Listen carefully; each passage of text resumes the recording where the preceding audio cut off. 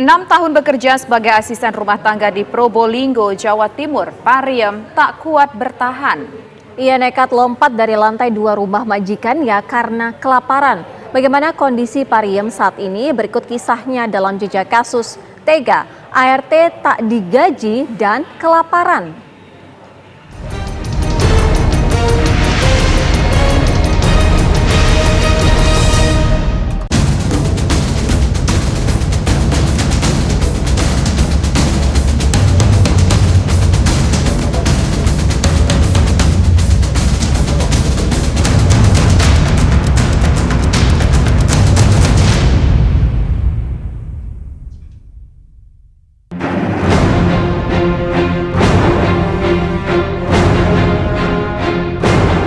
Ini adalah Pariem, wanita berusia 44 tahun yang harus merasakan pahitnya kehidupan.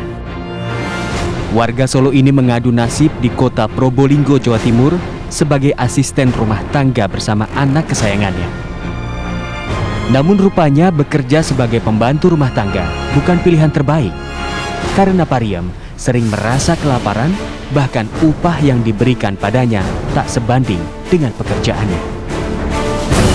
Saya terpaksa cari makan, takut besok tidak ada makan. Oh, kok nggak lewat pintu kenapa? Kunci. Sama siapa yang kunci?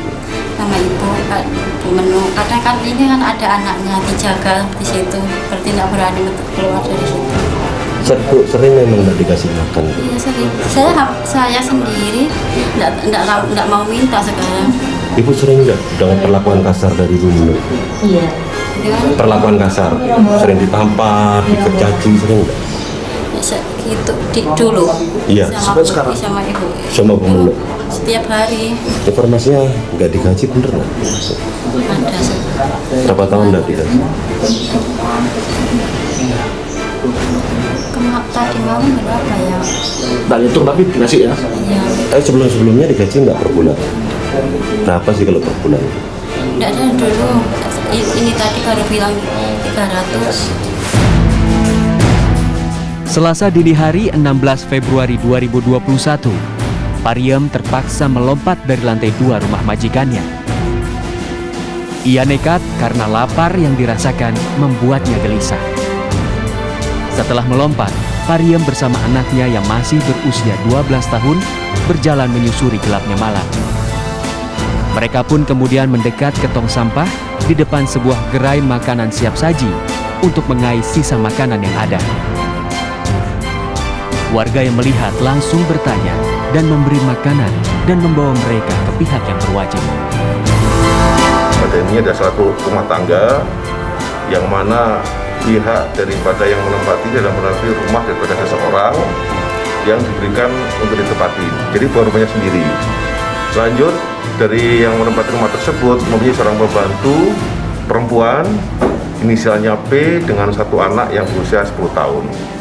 Nah, pada saat itu ditemukan warga, si pembantu ini merasa perutnya lapar, akhirnya turun dari lantai 2 ke lantai 1 menuju ke jalan, dan dia mencari makanan untuk dimakan karena dia kelaparan.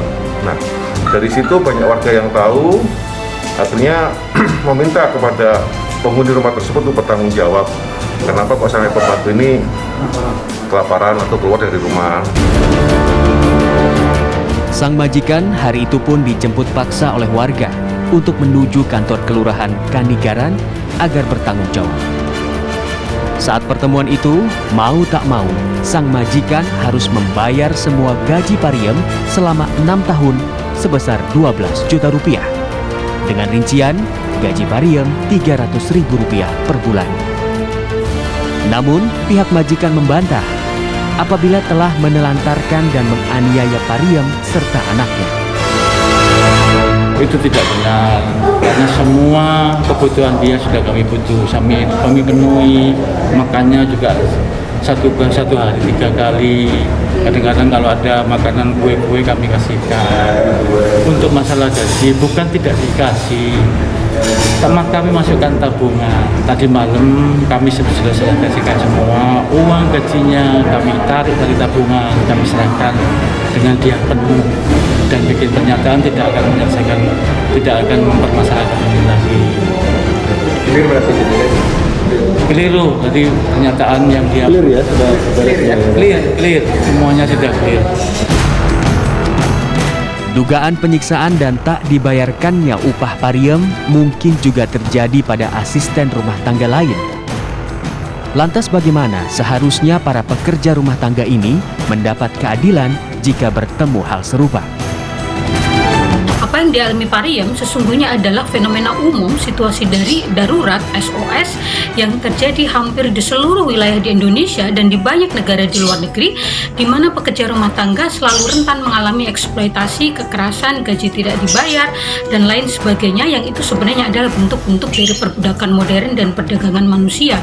Mengingatkan pada pemerintah Indonesia, baik itu eksekutif maupun legislatif, harus segera memprioritaskan pembentukan undang-undang tentang pelindungan pekerja rumah tangga yang sejak tahun 2004 sebenarnya draftnya sudah masuk di DPR, tetapi tidak pernah tuntas dibahas oleh DPR sehingga sampai hari ini masih sifatnya menjadi RUU. Perilaku brutal majikan yang merupakan tindak pidana juga harus dikenai sanksi pidana, baik itu menggunakan undang-undang penghapusan kekerasan dalam rumah tangga, undang-undang anti perdagangan orang, dan juga KUHP, sehingga ini menjadi efek jera untuk tidak kembali terulang di rumah-rumah lain yang selama ini cenderung sebagai perilaku umum karena mereka merasa tidak ada regulasi yang memayungi, yang melindungi pekerja rumah tangga di banyak rumah di seluruh Indonesia. Meski kini kedua belah pihak sudah melakukan upaya damai, namun keadilan harus tetap ditegakkan bagi warga negara Indonesia walaupun bekerja sebagai asisten rumah tangga.